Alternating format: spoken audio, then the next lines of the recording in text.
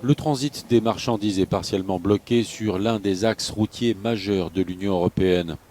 Depuis dimanche minuit, l'Allemagne a fermé une grande partie de ses frontières avec la République tchèque et le Tyrol autrichien. Seules quelques exceptions sont prévues. Sur la frontière autrichienne, la police allemande contrôle tous les véhicules. Nous voulons empêcher la propagation du Covid en Allemagne, disent policiers.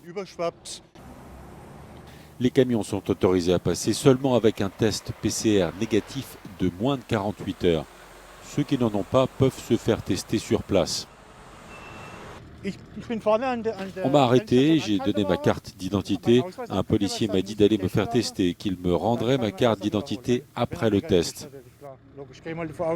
C'est l'une des routes les plus fréquentées par les camions et les routiers doivent présenter un test négatif 2 fois. D'abord à Brennero, dans le nord de l'Italie, et ensuite à Kufstein, en Allemagne.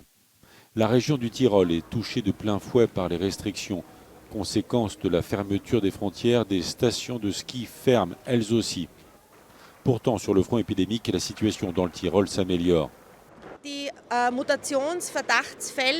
Les cas de variants sud-africains sont en baisse. Malheureusement, il y a encore 1 ou 2 cas, mais leur nombre diminue. D'autres régions sont touchées par les variants du virus. C'est le cas en France notamment. C'est pour cette raison que je recommande aux routiers d'avoir toujours avec eux un test Covid récent et négatif. Même si dans certains cas, on peut déjà se faire tester dans les stations-service sur les autoroutes. Les autorités sanitaires autrichiennes et italiennes ont mis en place des stations de dépistage mobiles et ont réussi à éviter un méga embouteillage sur cette route qui est l'axe nord-sud le plus important. Mais en tout cas, dans le Tyrol, tout le monde espère une réouverture rapide des frontières. Johannes Blechberger, Euronews, Innsbruck.